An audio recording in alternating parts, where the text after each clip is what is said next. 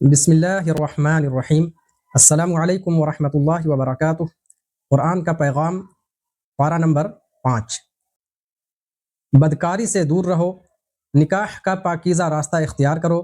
اگر کسی مسلم آزاد خاتون سے نکاح کی طاقت نہ رکھتے ہو تو کسی مسلم باندی سے نکاح کر لو، لیکن کبھی بے حیائی کے قریب نہ جاؤ۔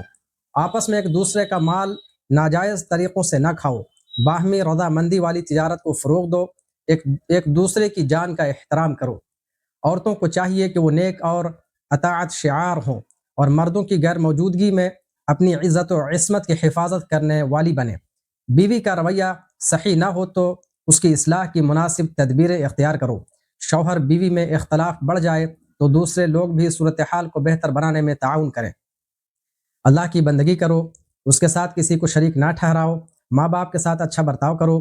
قرابت داروں، یتیموں، مسکینوں، رشتہ دار پڑوسیوں، اجنبی ہمسایوں، بغل کے ساتھیوں، مسافروں اور جو تمہاری ملکیت میں ہوں ان کے ساتھ اچھے سے اچھا برتاؤ کرو۔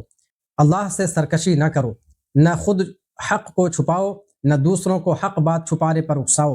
اللہ نے تمہیں جو علم دیا ہے اس کا اعلان کرو۔ کفر اور ناشکری کی روش نہ اختیار کرو۔ لوگوں کو دکھانے کے لیے خرچ نہ کرو۔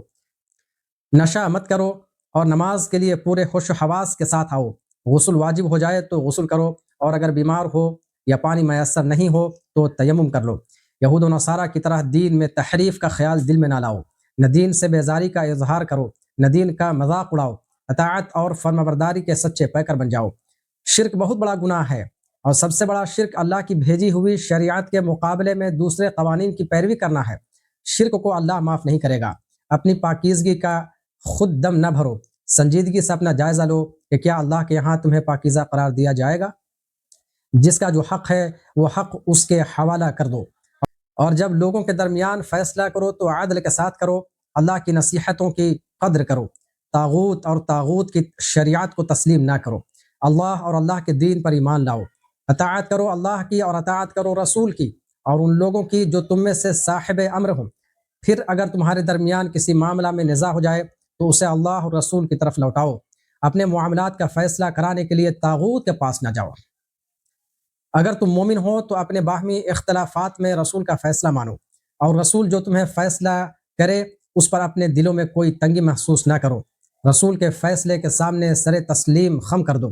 اللہ اور رسول کی اطاعت کرو۔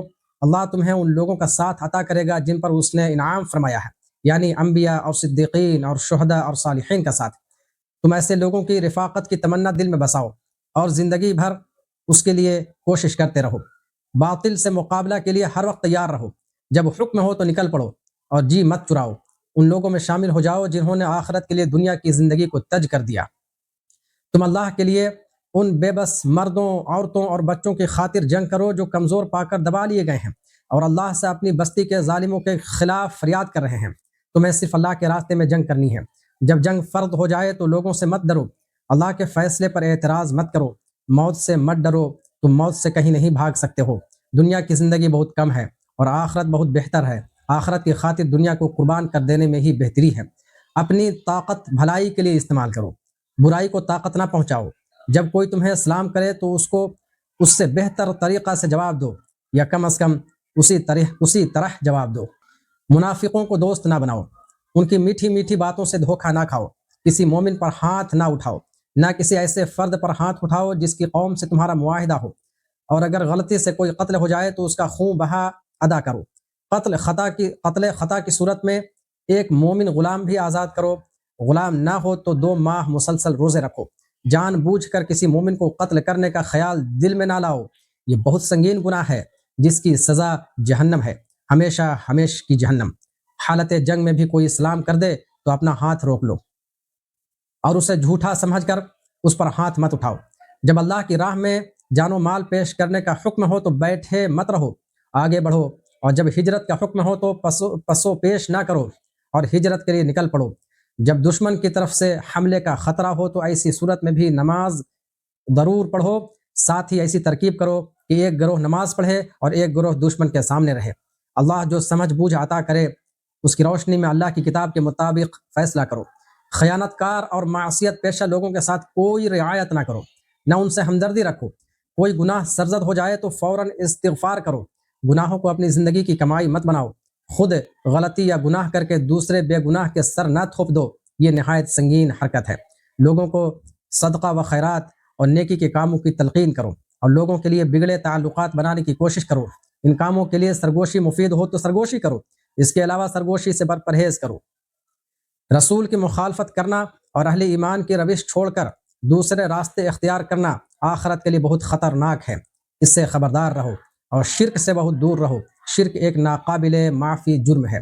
مرد ہو یا عورت، جنت میں جانے کے لیے ایمان اور عمل صالح ضروری ہے، اس لیے اپنے ایمان کی حفاظت کرو، برے کاموں سے بچو اور اچھے کام کرتے رہو، آرزوؤں کے محل تعمیر نہ کرو، اپنا رخ اللہ کی طرف کرو اور نیکی و تقوی کی زندگی بسر کرو۔